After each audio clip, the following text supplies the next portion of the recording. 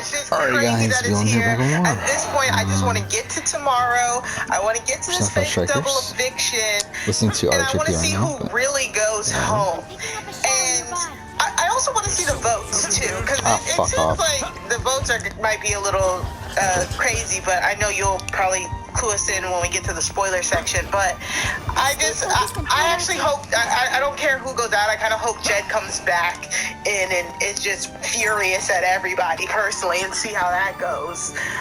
But I can't believe that after the week of the worst strategic Big Brother week of all time, we're then getting a fake double eviction that could honestly wipe out everything that's happened. Yeah, they deserve for this to be wiped out. There's actually, so they released a preview of the fake double eviction. It was just a clip of Ty when he finds out that Jed might come back in the game. Yeah, I mean, I do feel like they had a fortune teller with them, someone who could see the future, and they said, you know what, this week, it's just gonna be trash. Nobody's gonna play well. It's not gonna help anybody. So we're just gonna reverse it at the end, and we're gonna do a little Uno card, whoop, reverse, and then they come back, and we get a clean slate because we cannot have our winner participate in this week.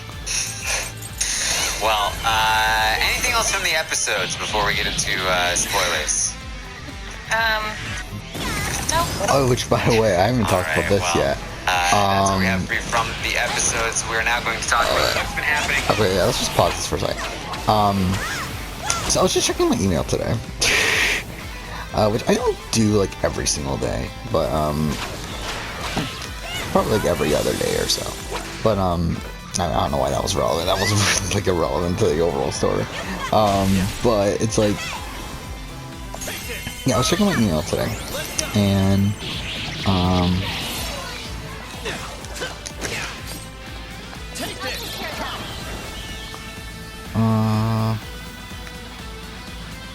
I mean, yeah, oh, it's just this good.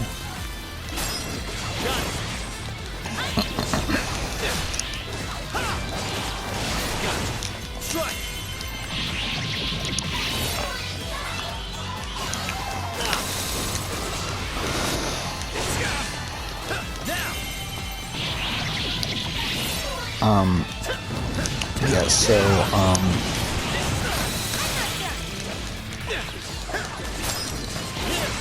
I was checking my email and I was like, see,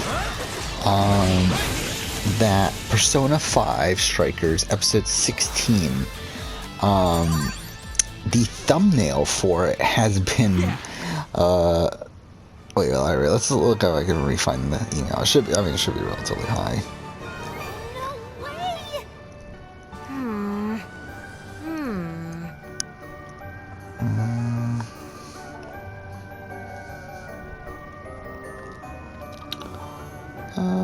Where is it? Wait, where the fuck is it? Oh, there it is. Yeah, your content has been removed from YouTube. We want to let you know that our team reviewed your content and we think it violates our sex and nudity policy. We know you may not have realized that this is a violation of our policies, so we are not applying a strike. However, we removed the following content from your channel. Thumbnail on video Persona 5 Strikers episode 16. It's like, what the fuck happened there? Why was that blocked exactly? I don't know. I don't know what to tell you. I don't know why that was blocked. Like, I mean, it was probably one of these things where, like, where the upload failed, and because that made, like, a random thumbnail of, like, a random point in the video, which ends up happening sometimes. And I don't know, was there nudity in that? Like, I'm trying to think, like, what happened in that episode? Is that Ty goes on to win. Like the cold-blooded. Like, I want this to work because I want. Who do we fight against? With a different twist in Big Brother. Without the fake double, let's say the fake double eviction doesn't exist. Jed actually goes, and Ty still doesn't win because he screwed up. I really don't get where the nudity came from. Because Ty is going around. It wouldn't surprise me if there was new at the beginning of the episode, because I do remember that there was, like, and so if instead he's like, oh my god, things, but I don't know what it was. Whatever. Who fucking cares at this point? 6.6 last week. Whatever. Okay, I guess we should continue listening to the thing then.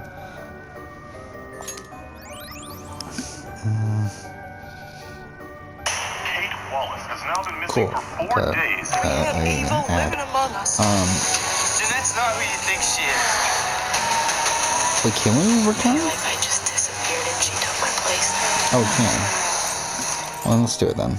Talk about what's been Pretty happening low in SP. on the feeds since the veto ceremony and what we are looking forward toward tomorrow night as we head into that big double eviction. So, Let's call it a day, here also are known as our we'll come back in like 2 spoilers. seconds. The Office of Civil Defense has issued the following message. It is dumb they say let's call it a day when like, Warning.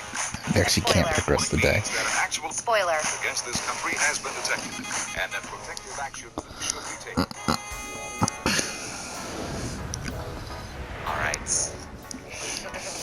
As of right now, Jed is going to go home, likely by a vote of I think 3-0. I think Beth is still going all over the place. I believe as we were talking, Beth has told Jed multiple times that Ty is betraying her, betraying him. But I believe that during this podcast she was like saying, like finalizing, like he is for sure taking you out. And then they cried together. Oh, it's because I have too many accepted. Being told that Jed is now making another round of pitches. Oh, I didn't know that was a thing. So Whatever. I'm not entirely sure if Beth is going to provide the third vote to make it unanimous, or if she's going to give one vote to Jed, knowing that he is still likely going to go home. I imagine it's whatever she thinks is going to play best in the jury. And the thing is, she has talked with Jed about what Jed might say to the jury if he goes there. If she continues to have those talks, I think, again, that combined with the footage that they're seeing, this could be very effective if Jed plays it well, especially since Jed is respected in the jury house. His word could carry a lot of weight here in the jury. But, of course, to the point of, I think, Mari or Mary, I don't remember which one of you said this, there will be other people that come into the jury after a week, and they might have conflicting stories. I'm not entirely sure how that will go, but this is going to be a very interesting segment here as the jury pitches and how everything looks is going to become very important. Now, Jed seems pretty trusting of Beth, but do you think there's at any point entering Jed's mind thinking, like, was this a play by Beth? Should I be trying to pitch her win in the jury, or did she know this was going to happen all along? I mean, the truth of the matter is she didn't know that this was going to happen all along, but is he buying that 100%? He seems to be. Now, Ty and Keeper are trying to play it like, oh, what are you talking about? We'd never vote you out. Why should The that be whole weird? season, everyone trying to blame everything on Beth, and if for once, like, if he believes that, it'll be really boy who cried wolf for everybody else. Yeah, he does not believe it.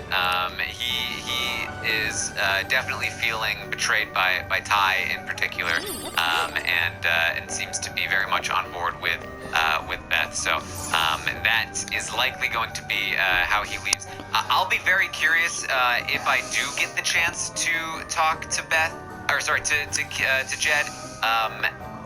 You know, in an exit interview, assuming that he does not end up coming back in, what he is going to say about the whole scenario, what he plans to say about Ty and the situation. I've got a lot of questions for Jed. But again, the fact is that Jed is, while he is likely going to be voted out on Thursday, he could be walking right back in the door because whoever leaves in the fake double Wait, did Wendell get cut? might end up, you know, I haven't been paying attention. getting beaten Saw by something him about in the Wendell being competition, cut from and this then house. he could come right back in. We still do not know who is likely to be sent out. I mean, there in is the fake supposed to be double. one more male It rookie could being be cut. Ty, it could be Beth, it could be Tara, it It could even be Kiefer. Yeah, Could even wow, be Wendell Brayden. got cut. That's disappointing. For a while, it was looking Instead like they're getting some things fucking were random maybe guy leaning toward from Tara. Feels Love like Island after today, Germany. maybe a little bit leaning back toward Beth. But again, these people are all over the place with their targets. Kiefer had also mentioned. Wait, so who's even left from Survivor then? Tommy's still there, right? So it's only Like, why is Tommy on the task but not Wendell? That's so Kiefer, fucking bizarre. Brayden, Beth, or Jen still there? Him. Yes. Yeah, okay, great. It was Michelle So that's Schubert's not there Everybody. anymore. Michelle Okay, Fitzgerald's I still was there, like, right? Oh, Tara. Yeah. No Six Jet people. anymore. I forgot about Tara. Man, this is really Yeah, fucking that's weird. okay. So, Yeah, what a Jen strange goes into the jury house. choice It's there. like, Beth is amazing. Push this for Beth. Beth, da da da da da da. And then also says, "Oh, but Ty snaked me. I hate Ty. Ty, whatever." Do you think the jury did be like, well, now we kind of want to vote for Ty. Ty snaked you, but you're telling us we should vote for Beth. You know, will it have that opposite effect? Like that crying effect? Well, that's again. It depends on how he sells it, right? And how they decide they want to sell it. Beth obviously knows and has told Jet that if she gets some credit for him leaving, that will be huge for her in the jury. So if Jet presents this like Beth got me to use the veto on her, and that was obviously good for her because she would have gone home this week because Tara got into Ty's head and manipulated him into turning on us this week. So I ended up saving Beth's life, and it's a good thing that Beth got me to use the veto on her and set this whole thing in motion. Ty has just been manipulated by Tara or whoever it is that he's going to say that did it. I think he's on Tara right now. I think Tara could come out looking good here, but the fact that she put up Brayden could cost her a lot of points. I think that Beth could come out looking good, and again, I think that people really respect Jed in the game, and Jed feels very, very personally burned by this, and if they feel like, hey, Ty made a good move to take out Jed, like how come Beth got to take out Jed and Jed feels fine, but Ty somehow did it in a worse way? They may feel like, oh, Ty's jury management is not great. Or, to your point, they could think, look at Ty, he managed to make the move that he needed to make. I think it's hard to parse out where Ty gets credit for it unless Jed actively gives him credit for it. So I think it's really going to depend on how Jed portrays this to the jury, and he at this moment doesn't have a lot of incentive to intentionally give Ty credit. He could accidentally though. Yeah, that was my thought process. Him accidentally feeling so hurt by Ty's betrayal would increase the fact that, Ty actually betrayed him. Ty actually pulled the trigger. And to players like Rohan, he might respect that. Ro definitely, yeah. Exactly. So I was curious. Yeah. Yeah, now the question is, if Ty is going, is Tara gonna get any credit for this? Is Tara going to get burned in the jury by the fact that she put a Brayden, even if Jed does go? Like she might, and I'm just trying to think, if the jury's talking and Tina, whoever, is like, hey Jed, why did she put up Brayden though? Why didn't she put up Ty? That might be, whatever Jed says there could influence whether or not they think, oh, well, they didn't put up Ty, meaning Ty must have put in some good work with Tara, so that's more points for Ty. Or if Jed's To be like, honest, oh, I'm well, not feeling too because, great Ty about would've gone home going instead for of too much being- longer. Tara into putting up Brayden. Right, yeah, it kind of depends how I think Jed would what his view on that situation is of why Brayden went up. And this is just saying again to Tara, like, I have yet to hear a single thing that she has said that makes sense to why this happened. And also, Kiefer's been playing relatively well out of all of them, except I don't know why he did not put his foot down about this, because it does not benefit Kiefer for this block. Want to eliminate odors without heavy, overwhelming scents? We get it. Try Febreze Light. It eliminates odors with no heavy perfumes and light scents you'll love. It's a non-skippable ad, so. Snowboard over there? Situation. Use that to cruise down. Yeah, so that's where we stand right now. There's still so much. What? I mean, we can continue to try to speculate here, but the fact is that for all we know, Thursday night, by the What? end of Thursday night, Jed is still in the house, and I'm so I confused. don't know, Keeper is gone, and now it's like Oh, war look, between yes. Ty and Tara and Brayden versus Jed and Beth, and you know, who knows what the jury makes of that, right? Like, this it could be all over the place on this time, by this time tomorrow night. So, Taryn, do you like there are rumors going around? Do you think we'll not get feeds all weekend? It's hard to say. I mean, I will say that if you usually, it's kind of like the question of this could be really dumb or this could be ingenious. If you have to ask the question, it's probably one that you don't want. There you go. Yeah, but on the upside, I don't have your weekend. Yeah, good for Taryn. Do something. Wait, what is that? I mean, like, what's a weekend?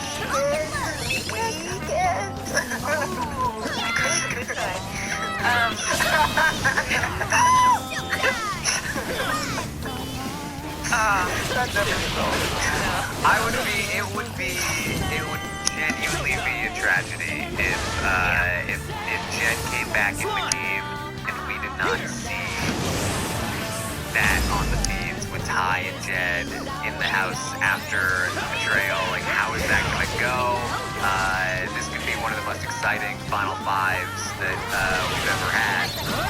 It normally feeds are pretty dead by this time, so I do hope that we get them, but we'll see. Could you imagine if Jed gets voted out, then Beth gets voted out, then Jed has to send Beth home, and then Jed goes back in? What happens? I mean, You're on one? It would almost be like, you know how when Gary came back into the game in season 1, and then the Big Brother gods corrected the timeline by making Topaz vote incorrect. It would almost be like Jed uses the veto on Beth, and then the Big Brother gods had to intervene and say, no, you must beat her at a competition again because you were the one meant to be here, Jed.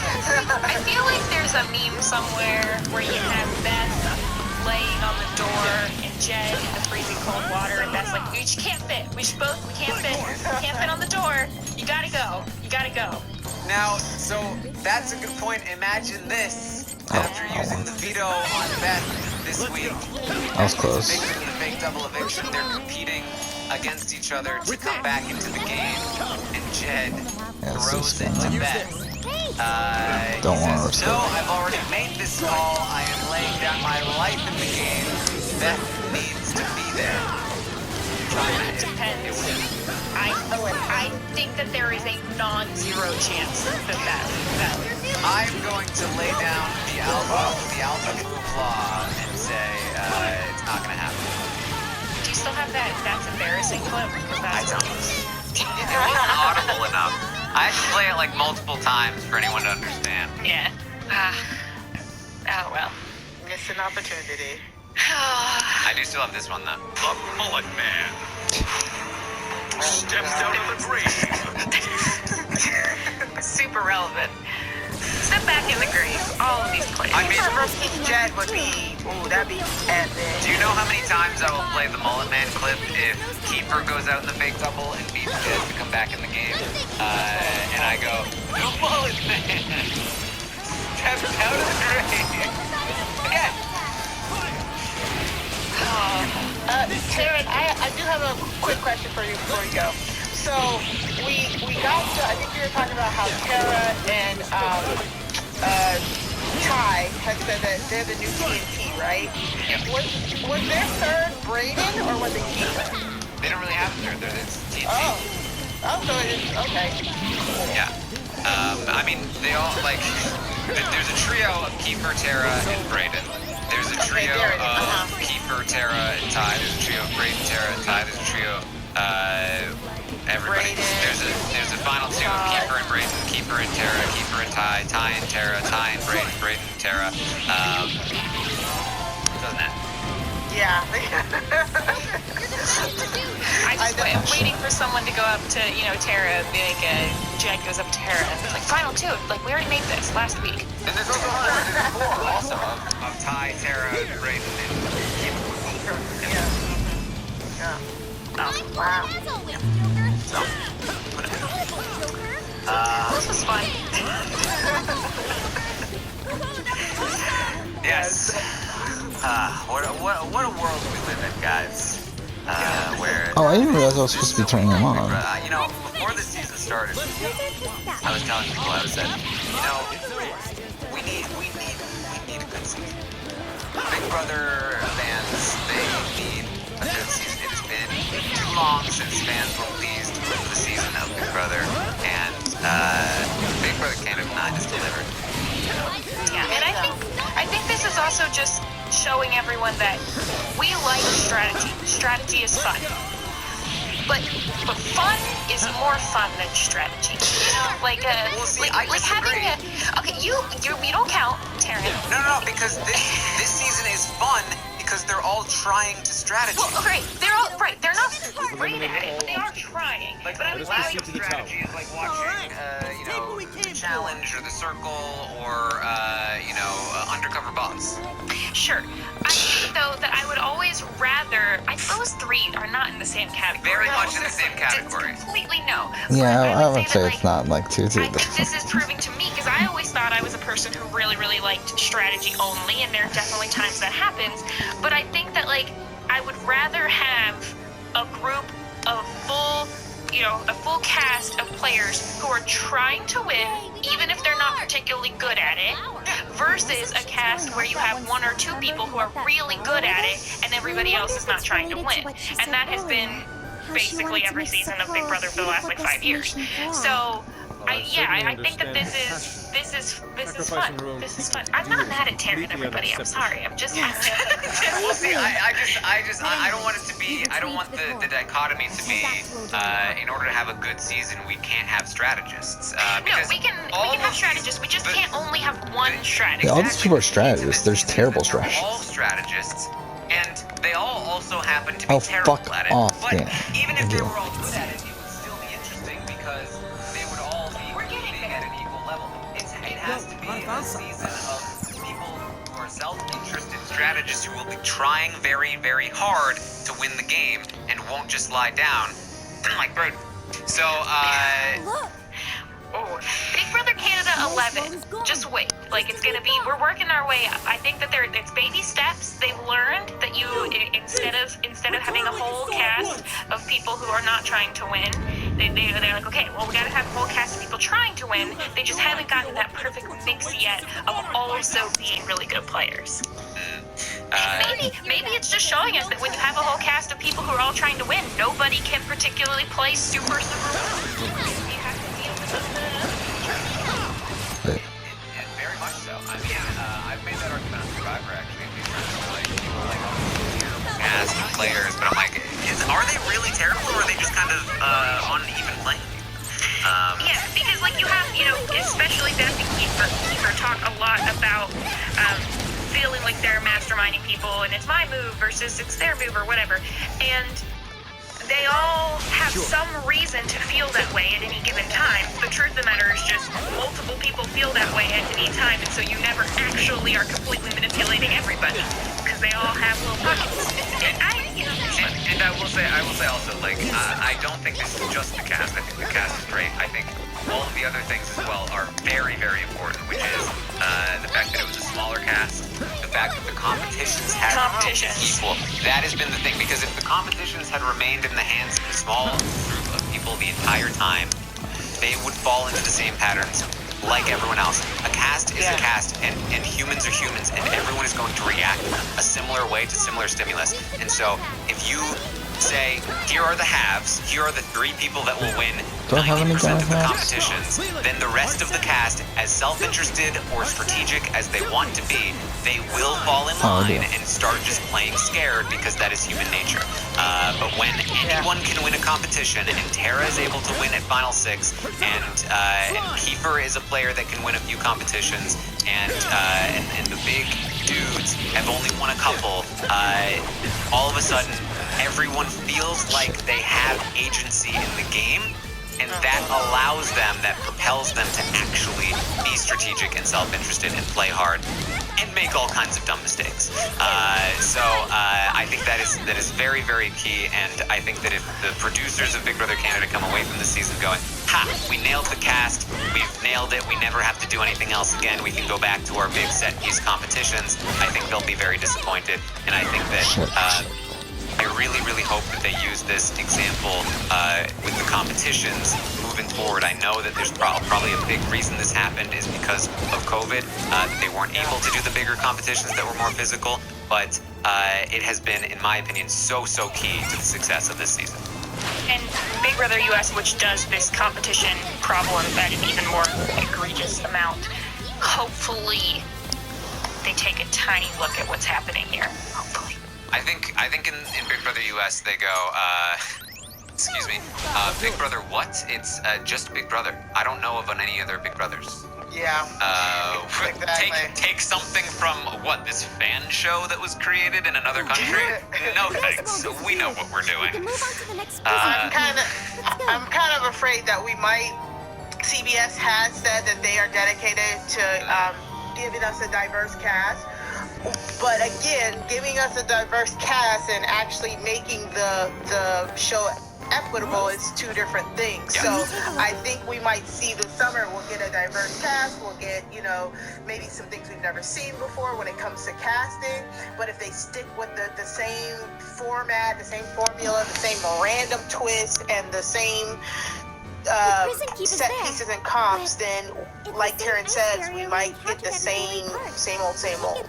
And you can hate on throwing CDs into a bowl in the pool all you want. But anybody could have won that. Yeah. And this is another reason why you look at really old seasons of Big Brother or any show, and before the competitions were at this giant set piece level, you had a more diverse age range in the cast and skill type because you could do that. And I think partially these 2 things come hand in hand. They make the competitions more challenging, and they say, okay, well, we have to start narrowing down.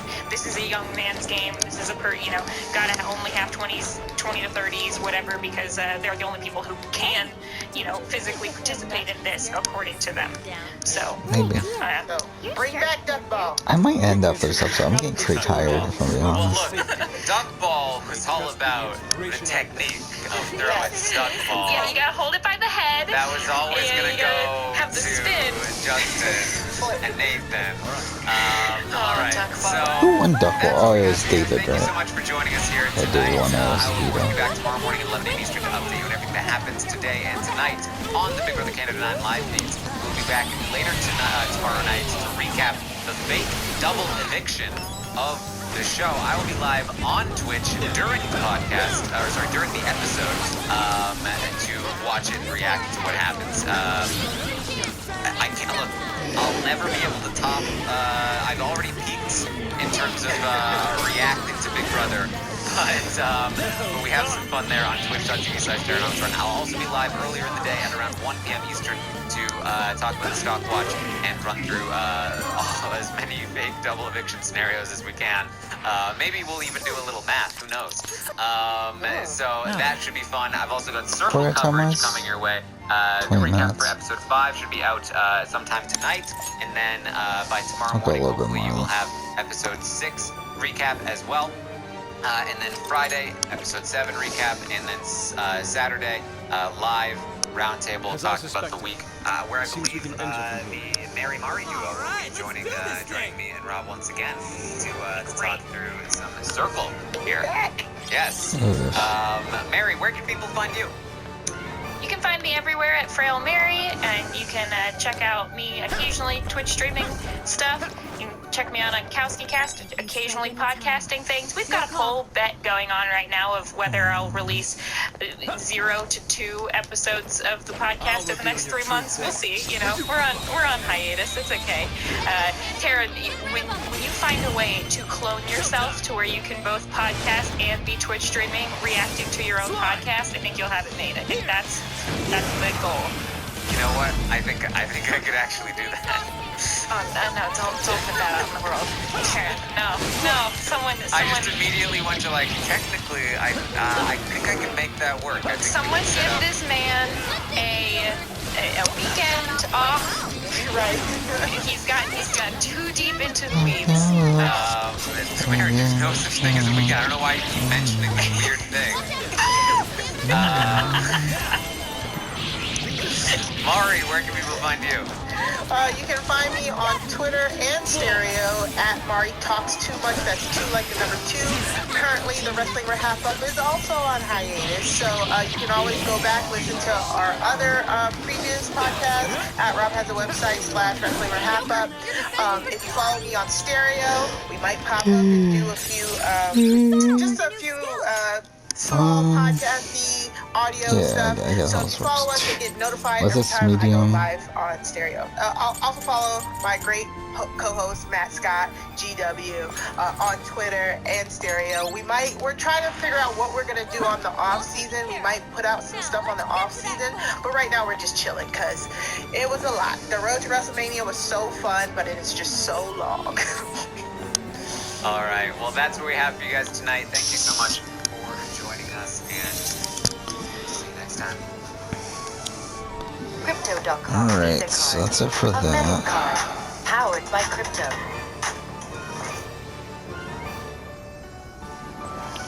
Oh, we did that. Alright, this is the 3rd core. Is this a badge? It's the Sapporo Central Mayor's insignia. We've been active. Podcast Symbol, comes from yeah, active symbol of power.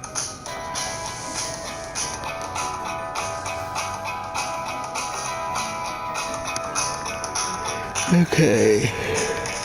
Hello, everyone, and welcome to our circle coverage for Rob Has a Podcast. I'm your host, Taryn Armstrong, and with me today is Lita. How you doing, Lita? Thank you so much for inviting me to your inner circle. It feels so great to be here. Such a huge honor. I'm going to use this power very responsibly.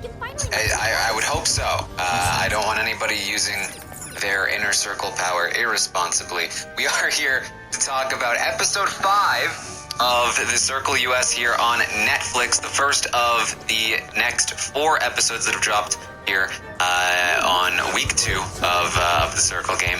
And let's get straight into it. We talked about the inner circle. So the last time we left off, we had Courtney going in to the inner circle, and he was going to be receiving some kind of power. And we find out what that power is. He is going to be the Joker. And that means that he will be able to talk to the new players, the 2 new players that will be joining the circle anonymously prior to them entering the game.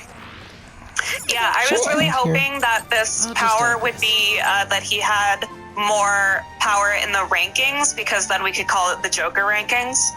And that would just be, it would really be a nice tie-in to the Big Brother world that's happening right now. They I think we're gonna call it then. He's gonna get another power later, though. That's a little closer, right? Yeah, slightly more important than the one that we see here. A little bit more important, yeah. Yeah, well, that's good.